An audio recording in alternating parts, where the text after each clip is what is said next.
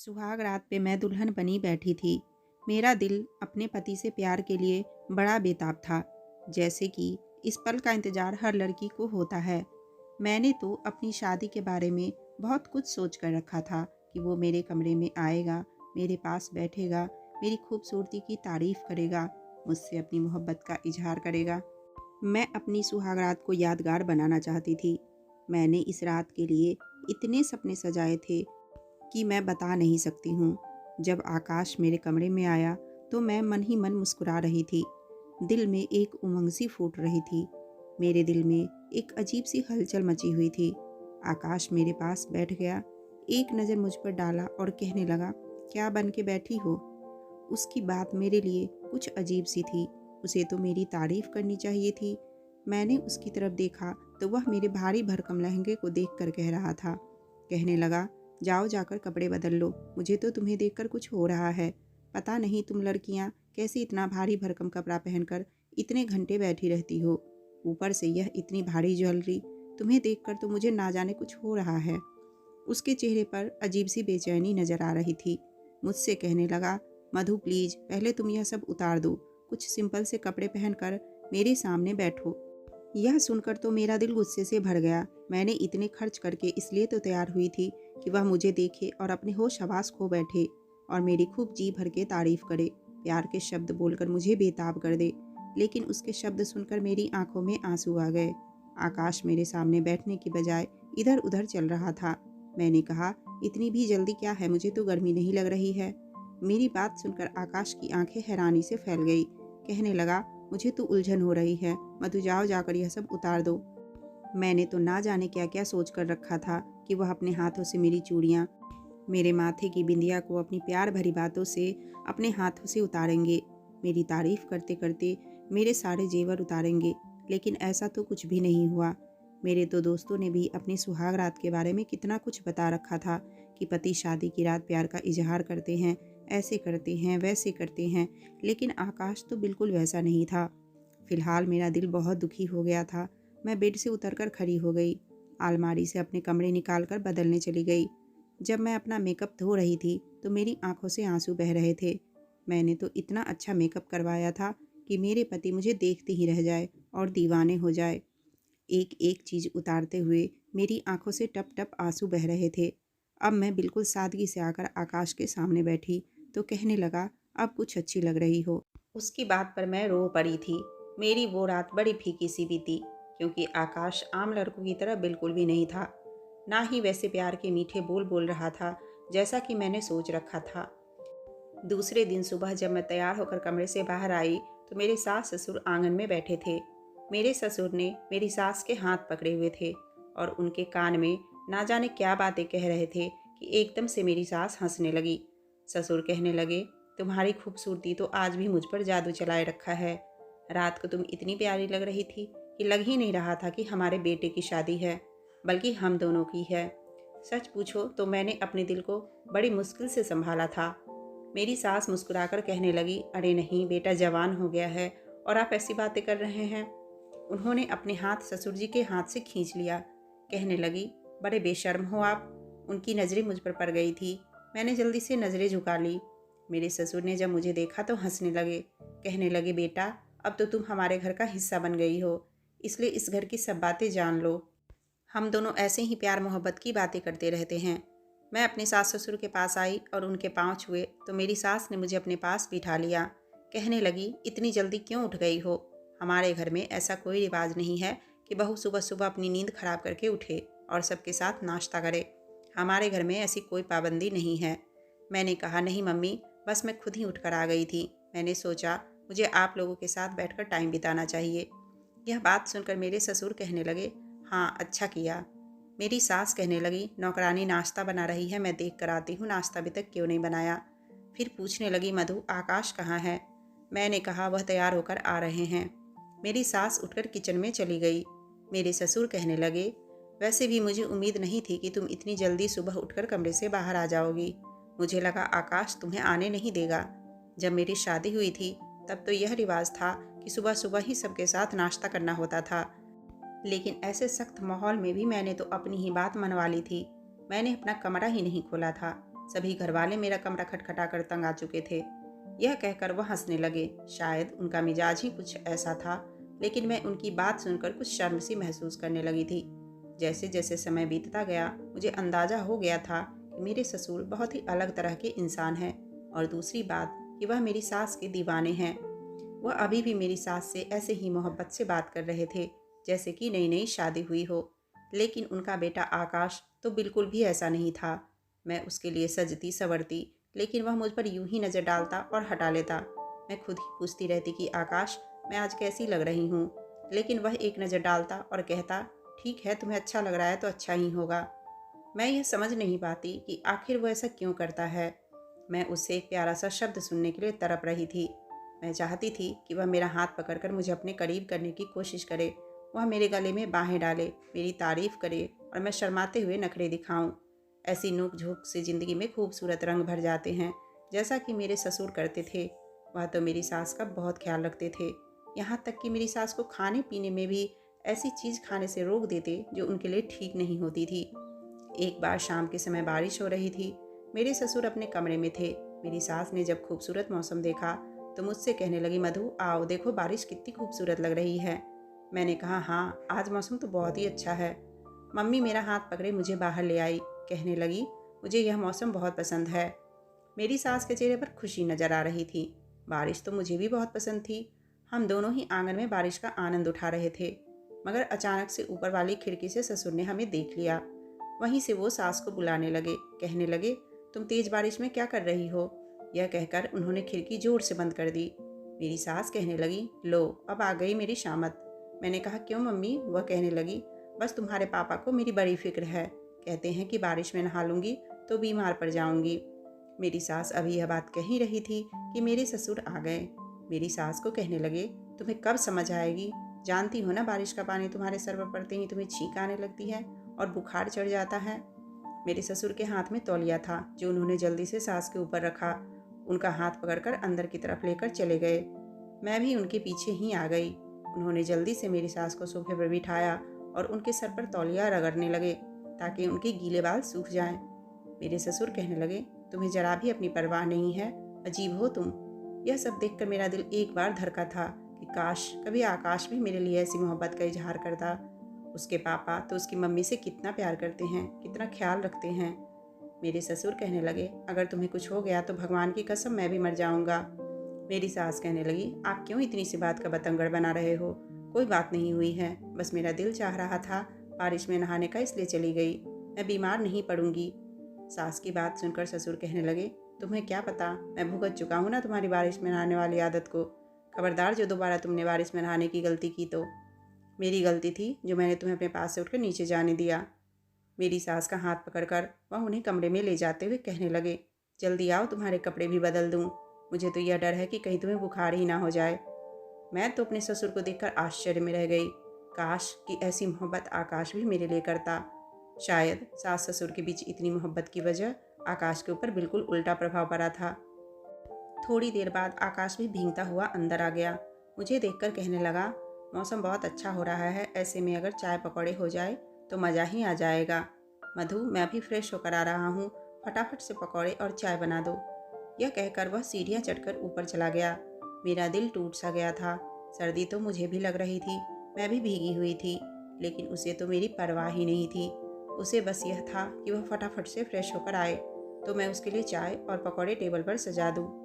मगर उसे मेरी जरा सी भी परवाह नहीं थी। क्या होता अगर वह मुझसे कह देता कि तुम भीग गई हो, जाओ पहले कपड़े बदल लो, कहीं बीमार ना पड़ जाओ। लेकिन नहीं, वह तो मेरी तरफ से लापरवाह था। मैं गुस्से से किचन में आकर पकौड़े चाय बनाकर सब कुछ टेबल पर रख दिया। जब तक कि मेरे सास ससुर और आकाश टेबल पर पहुंचते मैंने सब कुछ बनाकर रख दिया था। आकाश कहने लगा, वाह कितने स्वादिष्ट बने हैं। मैं तो उस ख्यालों में खो गई कि शायद वह मेरी तारीफ करेगा, लेकिन उसका व्यवहार तो बिल्कुल ठंडा था। एक बार आकाश जल्दी ऑफिस से घर आ गया। मैं तैयार बैठी थी। मेरा मन था कि वह मुझे कहीं बाहर ले जाए। हमारी नई नई शादी हुई थी। मैंने कहा, आकाश कहीं चलते हैं घूमने। कहने लगा, नहीं यार आज नहीं जा सकते, मैं अपने दोस्तों के साथ कहीं जा रहा हूँ, ऐसा करो तुम किसी के साथ चली जाओ। मैंने कहा, नहीं मुझे आपके साथ जाना है। वह कहने लगा, देखो मधु, मैंने अपने दोस्तों से वादा किया था, नहीं गया तो वो बहुत नाराज़ हो जाएंगे। तुम फिलहाल किसी के साथ चली जाओ, मैं तुम्हें बाद में ले चलूँगा। मैंने कहा, मुझे नहीं जाना।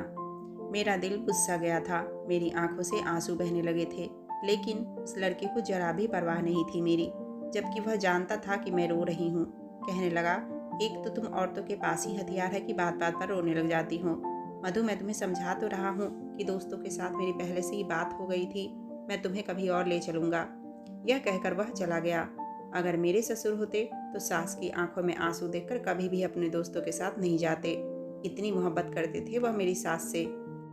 काश कि मेरी शादी भी बड़े उम्र के आदमी से हो जाती और वह भी मेरे साथ इसी तरह से टाइम बिताता और मेरी तारीफ करता। मेरे ससुर की मोहब्बत करने का तरीका मेरे लिए अब धीरे धीरे प्रेरणा बनने लगी थी, क्योंकि वह वैसे ही मोहब्बत करते थे जैसा मुझे अपने पति से चाहिए था। जबकि 2-4 दिन बाद आकाश मुझे बाहर ले भी गया था। उसने मुझे डिनर भी बाहर ही करवाया था। वापसी पर वह अपने कॉलेज के किस्से सुनाता रहा, अपने ऑफिस के बारे में बात करता रहा। उसने मेरी एक बार भी तारीफ नहीं की कि तुम बहुत अच्छी लग रही हो। मैं अब बहुत दुखी रहने लगी थी। मेरे ससुर का यह हाल था कि वह मेरा लिहाज तक नहीं करते थे और मेरे सामने ही मेरी सास के बहुत करीब होने लगते थे। पुराने दिनों की बातें दोहराने लगते, जो शायद उनका बहुत रोमांटिक समय था। कहने लगे, तुम्हारा हुस्न तो कभी फीका नहीं पड़ता। अब जब तक तुम्हारा हुस्न ऐसा ही रहेगा तो मेरी दीवानगी तो यूं ही बढ़ती रहेगी, चाहे मैं दादा ही क्यों न बन जाऊं। मेरे सास ससुर के अलावा घर में कोई था ही नहीं, इसलिए मुझे उन्हीं के साथ उठना बैठना पड़ता था। मेरे ससुर मेरी सास से कहते कि मेरे दिल में तुम्हारे लिए बेताबी सी बढ़ने लगती है। ऐसी ही बातें मेरे भी कान सुनने को तरसते रहते थे कि कोई मुझसे भी मोहब्बत का इजहार करता, ऐसे ही प्यार करता जैसे मेरे ससुर मेरी सास से करते हैं। मैंने सोचा कि शायद आकाश से मैं थोड़ी दूरी बनाना शुरू कर दूं तो उसे मेरी कदर होगी। मैं उसके पीछे पीछे रहती हूँ, इसलिए उसे मेरी कदर नहीं होती। एक बार आकाश मुझसे कहने लगा, चलो मैं तुम्हारे मायके घूम कर आता हूँ, काफ़ी दिनों से तुम नहीं गई हो। मैंने कहा, नहीं, मैं खुद चली जाऊँगी, मुझे आपके साथ नहीं जाना। मुझे लगा आकाश पूछेगा क्यों नहीं जाना, तो वजह बताने के लिए मैं उसे नखरे दिखाऊंगी और कहूँगी कि वह मेरे साथ किस तरह का व्यवहार करता है, इसलिए मैं उससे नाराज़ हूँ। शायद वह मुझे मनाएगा। मगर उसने कहा, चलो ठीक है, तुम खुद चली जाना। उसने तो बात ही खत्म कर दी थी। मैं बुझे दिल के साथ कमरे से बाहर निकली। मैंने देखा मेरे सास ससुर का कमरा खुला हुआ था। ससुर मेरी सास के पैर दबा रहे थे और गाना गुनगुना रहे थे, जिस पर मेरी सास मुस्कुरा रही थी। वह बार बार मेरे ससुर के छेड़खानी पर उनके हाथ पीछे कर रही थी कि आप कब सुधरेंगे, अपनी उम्र तो देखो और अपने काम देखो। वह उन्हें कहने लगे कि दिल जवान होना चाहिए, उम्र का कुछ नहीं होता। एक बार मेरी सास मेरे ससुर से कहने लगी, वह अपने भाई से मिलने जाना चाहती है। मगर ससुर कहने लगे कि तुम वहाँ चली गई तो मेरा क्या होगा, मैं तो तुम्हारे बिना दीवाना सा हो जाता हूँ। मैं तुम्हारी एक दिन की भी दूरी बर्दाश्त नहीं कर सकता। यह सुनकर मेरे दिल में थोड़ी अजीब सी इच्छा पैदा हो गई थी कि काश मेरी शादी किसी ऐसे ही आदमी से हो जाती जैसे कि मेरे ससुर हैं। मैं तो खुद को खुशनसीब समझती। एक मेरा पति है, उसे मेरी कोई परवाह नहीं थी। कहते हैं कि जाओ अपने दोस्तों के साथ घूमो और अपनी लाइफ एंजॉय करो, और खुद भी अपने दोस्तों के साथ ही रहना पसंद करते हैं। और एक मेरे ससुर हैं जिसे मेरी सास के बगैर एक दिन भी रहना पसंद नहीं है। मैं तो अपने ससुर के इस तरह से प्यार करने से काफ़ी इम्प्रेस हो चुकी थी कि अंदर ही अंदर कहीं मुझे इच्छा होने लगी थी कि वह मेरी सास को छोड़कर मेरी तारीफ करे। जैसी मोहब्बत का इजहार मेरी सास से करते हैं, वैसे शब्द मेरे भी कान सुनना चाहता था। मैंने अपने ससुर के आगे पीछे घूमना शुरू कर दिया। अब उनका हर काम मैं करने लगी थी, जबकि यह सब काम मेरी सास करती थी। एक दिन जैसे ही वह हॉल में आकर बैठे, मैं फटाफट से चाय बना लाई और अपने ससुर के सामने रख दी। मुझे चाय के कप के साथ देखकर वह कुछ हैरान हुए। कहने लगे, रमा किधर है? मैंने कहा, माँ को छुट्टी भी दे दीजिए, कब तक वह आपकी सेवा करती रहेंगी। अब आप मुझे अपनी सेवा का मौका दीजिए। यह सुनकर वह मुस्कुराने लगे। कहने लगे, हाँ हाँ, तुम ठीक ही कह रही हो, लेकिन क्या है कि मुझे उसके हाथ की चाय की आदत पड़ गई है। मैंने कहा, मैं भी बहुत अच्छी चाय बनाती हूँ, आप पीकर तो देखिए। उन्होंने चाय का एक घूंट लिया और कहने लगे, तुम्हारे हाथ में भी रमा जैसा ही जादू है। बहुत अच्छी चाय बनाई है तुमने।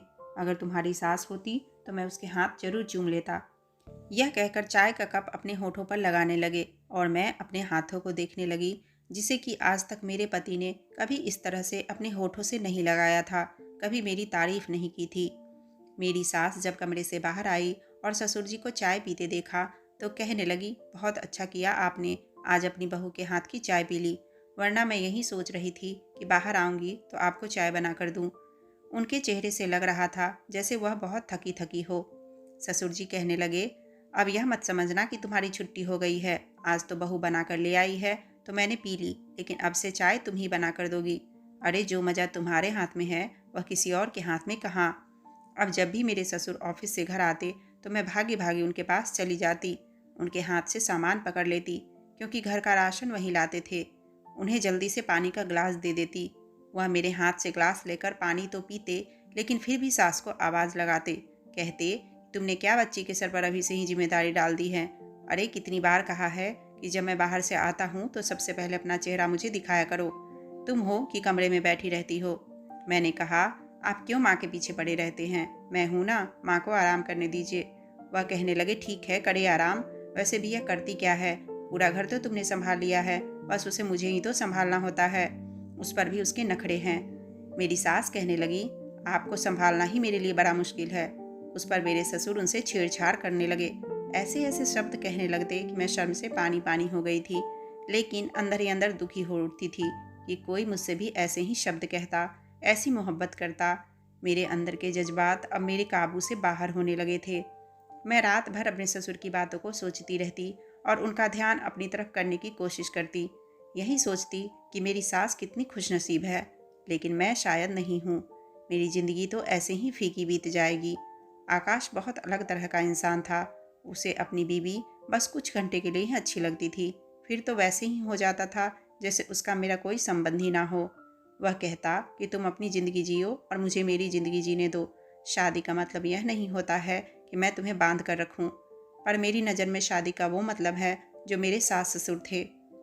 एक दोपहर मैं अपने कमरे में बैठी थी कि जब मुझे सिसकियों की आवाज़ सुनाई दी। मैं हैरान थी, यह कौन है जो इस तरह से रो रहा है। मैं कमरे से बाहर आई तो मेरी सास फ़ोन पर किसी से बात करके रो रही थी। कहने लगी, मैं क्या करूं, मेरी आंखें तरस गई हैं तुम्हें देखने के लिए। मैं जानती हूं कि तुम्हारा और मेरे पति का झगड़ा है, इसलिए वो तुम्हें कभी भी मेरे घर पर नहीं आने देंगे, लेकिन मैं तुमसे मिलने के लिए आ सकती हूँ। बस वो मेरे बगैर नहीं रह सकते। कहते हैं कि तुम्हारे साथ मैं भी चलता हूँ, 2-3 दिन तुम्हारे साथ ही रुकूंगा, मुझे कोई समस्या नहीं तुम्हारे भाई के घर जाने में। मैं तुम्हारे बगैर नहीं रह सकता। अब तुम बताओ मैं क्या करूँ। मेरा दिल तड़प रहा है तुम्हारे चेहरे देखने को। जब से मुझे पता चला है कि तुम बीमार हो, तब से मैं बहुत परेशान हूँ तुम्हारे लिए। मेरी सास अपने भाई से बात कर फूट फूट कर रो रही थी। मुझे देखकर उन्होंने जल्दी से बात बदल दी और फ़ोन बंद कर दिया। मैं उनके पास जाकर बैठ गई। मैंने कहा कि क्या बात है, आप क्यों रो रही हैं। कहने लगी, बेटा तुमसे क्या छुपाना, मेरा भाई बहुत बीमार है।